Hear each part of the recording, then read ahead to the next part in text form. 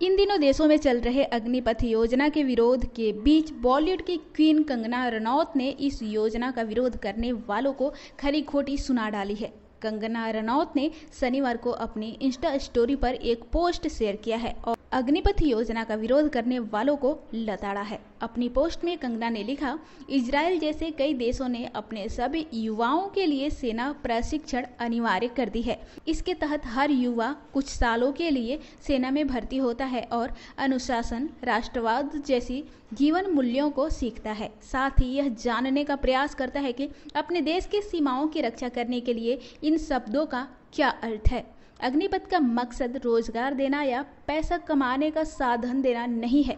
इसका अर्थ काफी गहरा है। पुराने दिनों में हर कोई गुरुकुल जाता था, यह लगभग ऐसा ही है। हालांकि अब उन्हें ऐसा करने के लिए भुगतान भी मिलेगा।